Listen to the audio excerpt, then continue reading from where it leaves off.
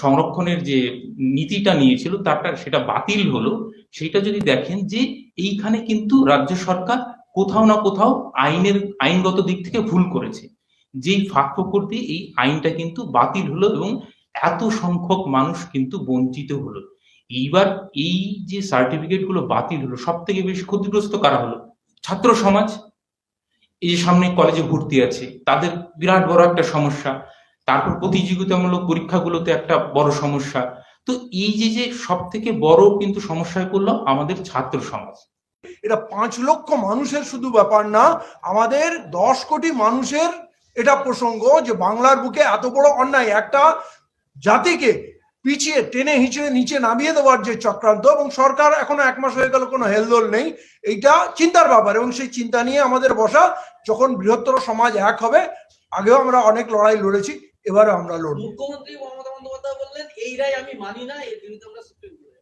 উনি তো আইন মানেন না, রায় মানেন না, সিবিআই মানেন না, ইডি মানেন না, শুধু মোদি আর অমিত শাহকে মানেন। ওদের সঙ্গে বসে বসে মিষ্টি মিষ্টি কথা বলেন। তো আমাদের কথা হলো, দেশে আইন আছে, সংবিধান আছে।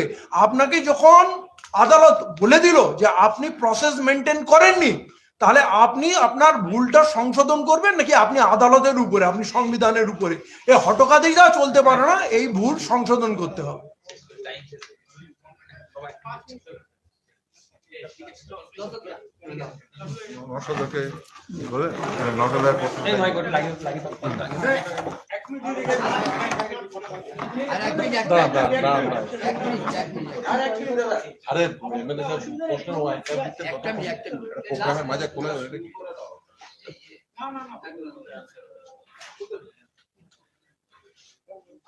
আপনি বিভিন্ন ইস্যু নিয়ে বিধানসভায় কথা বলেছেন, এই বিষয়টা নিয়ে এখনো বিধানসভায় কথা বলেননি, এই বিষয়ে বিধানসভায় আলোচনা আসবেন? দেখুন, ইস্যুটা হওয়ার পরে এখনো একদিন অধিবেশন হয়নি, সেজন্য বলা হয়নি।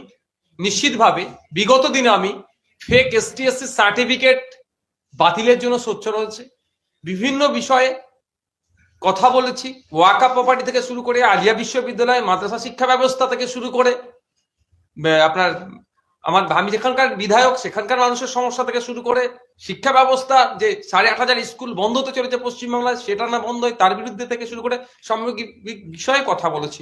অবশ্যই আমি এই বিষয়ে আগামী সেশন যখন শুরু হবে, একজন আইনসভার সদস্য হিসাবে যেখানে আইন তৈরি হচ্ছে, আইনের সংশোধন হয়, সেখানে যাতে সরকারকে আইনের চড় মেরে কলকাতা হাইকোর্টের বিচারপতি যে রাস্তা দেখিয়েছে সেটা যাতে ঠিকঠাক পালন করে, দ্রুততার সাথে সার্ভে করে West Bengal backward class welfare যে অ্যাক্ট 1993 কে মান্যতা দিয়ে যাতে দ্রুত করা যায় তার কথা বলবো। শুধুমাত্র ছুটে সরকার সুপ্রিম কোর্টে চলে গেল, আমাদেরকে বুঝিয়ে দিল যে সুপ্রিম কোর্টে গিয়ে মামলা করেছি, গ্রামের মানুষদেরকে বললো যে না তোমাদের হয়ে মামলা সুপ্রিম কোর্টে করছি, সেটা করে সস্তার রাজনীতি করতে দেব না।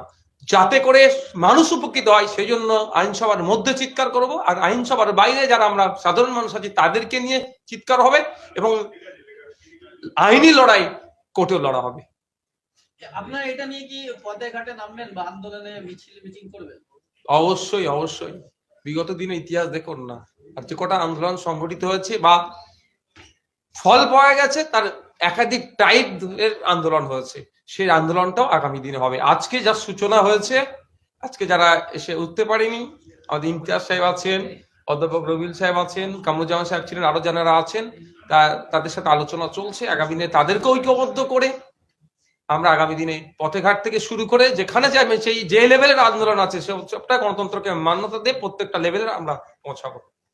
দলগতভাবে কোনো ব্যবস্থা, কোনো আন্দোলন করবেন? দেখুন, দলীয় পার্টটা আলাদা, সেটা যখন আমাদের রাজ্য কমিটি বসবে সেটা আলোচনা হবে।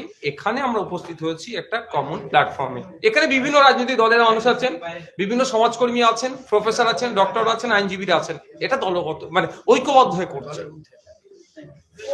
কোর্ট যে রায় দিয়েছে সেটা আমরা বুঝতে পারছি, কোর্টের রাজ্য সরকারের কিছু দুর্বলতা ছিল, কিন্তু সাধারণ জনগণ এই রাজ্য সরকার যারা রেখেছে সেই মুসলিম জনগণ কি জাগবে তাদের এই অভিষেক নিয়ে?